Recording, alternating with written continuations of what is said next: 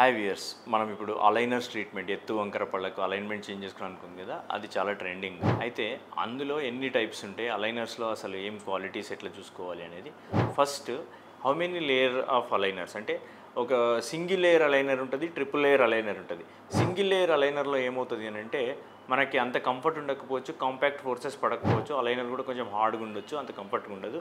Plus moment కూడా తక్కువ జరుగుతుంది when compared to the triple layered aligner.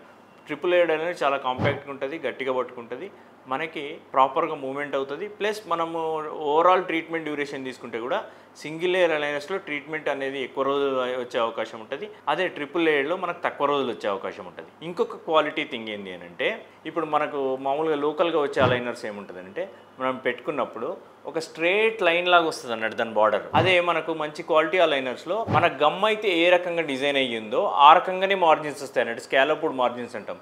So ఈ రకమైన మార్జిన్స్ వస్తే కనుక మనకి కాంపాక్ట్ ఫిట్టింగ్ ఉంటుంది, ప్లస్ ట్రీట్మెంట్ కూడా తొందరగా అవుతుంది. పర్ఫెక్ట్ ఒక అలైనర్ డ్యూరేషన్ తీసుకుంటే మనం ట్రిపుల్ లేయర్డ్ విత్ స్కాలప్డ్ మార్జిన్స్లో మనకు మూమెంట్ కూడా ఎక్కువ వచ్చే అవకాశం ఉంటుంది. సో దట్ తక్కువ అలైనర్స్ వాడతారు. ఇంకోటి ఏంటంటే యాంటీ స్టెయిన్ ప్రాపర్టీస్ అంటాం. అంటే ఒక 2 వీక్స్ అయినా మనం యూజ్ చేసినప్పుడు అలైనర్ కొంచెం కలర్ మారే అవకాశం ఉంటుంది. సో అట్లా కాకుండా ఇప్పుడు లేటెస్ట్గా వస్తున్నాయి యాంటీ స్టెయిన్ ప్రాపర్టీస్ ఉన్నాయి. మీకు కనుక ఇట్లాంటి డౌట్స్ ఉంటే కింద స్క్రోల్ అవుతున్న నెంబర్ కాల్ చేయండి. Thank you. నేను doctor Charan Kumar from Elident dental hospitals.